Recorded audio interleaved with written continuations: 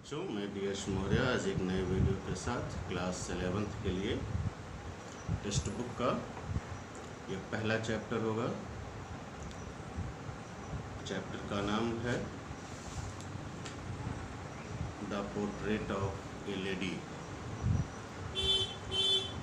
इसमें नरेटर एक छोटा सा बालक है जो अपनी दादी के साथ रहता है और दादी से अपने रिश्तों को किस तरह से दादी उसको कोऑपरेट करती थी पढ़ाई के लिए, कितना उसे मानती थी, कितना उसे चाहती थी, और फिर लाइफ के अलग अलग स्टेज में अलग अलग मतलब बिंदुओं पर, जैसे बाल्यकाल यानी बचपने में, फिर थोड़ा सा प्रौढ़ावस्था युवावस्था में, फिर वयस्क हो जाने के बाद किस तरह से परिवर्तन आता है जीवन में, ये बताता है राइटर।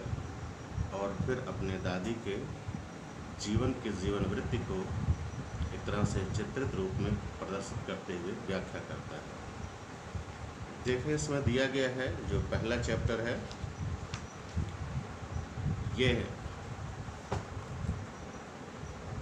काफ़ी आसान भी है। ये है कि चूँकि सिलेबस आपका नया है, चैप्टर्स पिछले मतलब जो पिछले सिलेबस हुआ करती थी उससे बदले हुए हैं, पिछले साल से ही चेंज हुआ है, तो आप लोगों के लिए भी ये नया ही रहेगा। तो थोड़ा सा बुक ले करके और बुक के साथ वीडियो देखा करें और लाइन टू लाइन अपनी किताब को भी देखा करें ताकि चैप्टर समझ में आए। देखिए, लिखा है my grand mother like everybody's grand mother, यानी मेरी दादी माँ लाइक एवरीबडीज़ ग्रैंड मदर, हर किसी की दादी माँ जैसी ही थी। वाज एन ओल्ड वुमन, अर्थात जैसे हर किसी की दादी माँ एक बुजुर्ग महिला होती हैं, मेरी दादी माँ भी वैसे सभी की दादी की तरह एक बुजुर्ग महिला थी। She had been old and wrinkled for the 20 years।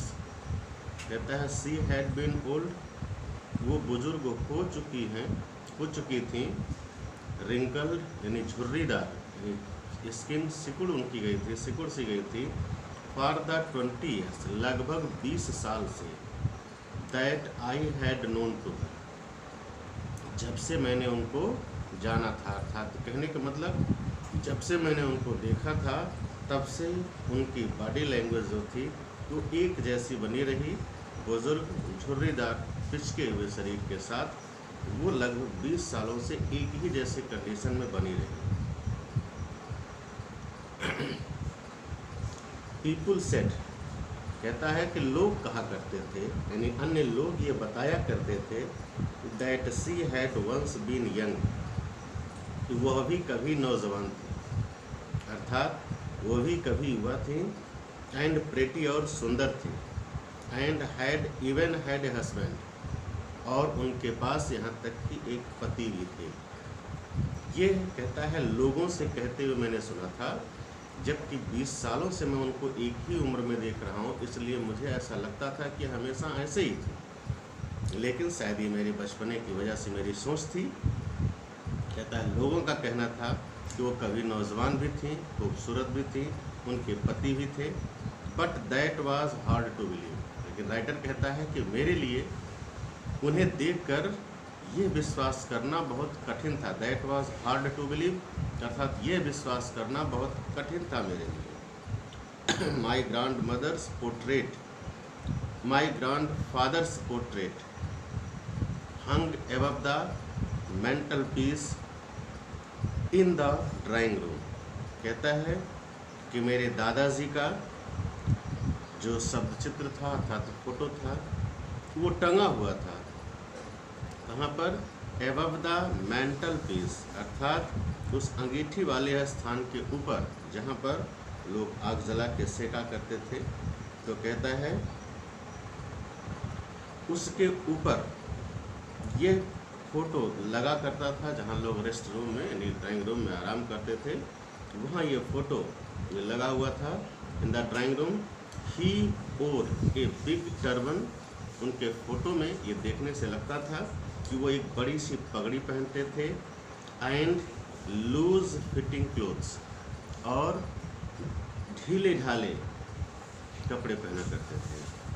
His long white beard covered the best part of his chest. His long white beard, उनकी बड़ी बड़ी सफ़ेद दाढ़ी उनके सीने के पर्याप्त हिस्से को ढक रही थी। And he looked at least 100 years old। और उनका फोटो देखने से लगता था जैसे वो लगभग 100 सालों के बुजुर्ग हों। He did not look the sort of person who would have a wife or children। He did not have a sort of person, यानी उनका फोटो देखकर ऐसा महसूस ही नहीं होता था कि वो इस तरह के व्यक्ति होंगे थे who would have a wife, जिनके पास एक पत्नी भी रही हो और चिल्ड्रन, और जिनके बच्चे भी रहे हो। He looked as if he could only have lots and lots of grandchildren।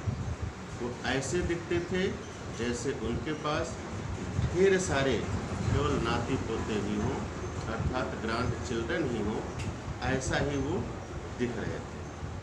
As for my grandmother being young and pretty, और जहाँ तक मेरी दादी माँ की खुश होने का, नौजवान होने का और सुंदर होने का जो मतलब सोच था, एक सपना था, एक लोग सोचते थे, यानी लोगों का कहना था, the thought was almost revolting. ये सोच काफ़ी विद्रोहात्मक अर्थात काफ़ी सदमे वाली थी।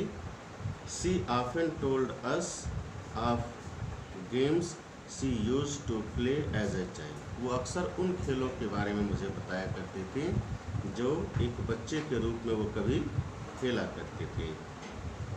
दैट सीम्ड क्वाइट absurd, जो मुझे काफ़ी अभद्र सा अर्थात बेकार सा लगता था कि ऐसा संभव नहीं है। एंड अनडिग्निफाइड, और असम्मानजनक लगता था। ऑन हर पार्ट, उनके हिस्से से।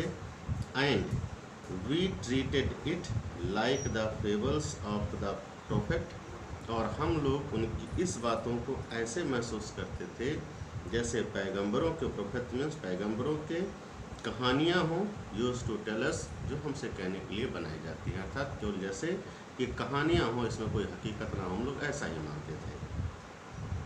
ये पहला पैसेज हमने कंप्लीट कर दिया है, फिर आगे के लिए अगला वीडियो भेजेंगे, इसको पढ़ के समझ लीजिएगा। धन्यवाद।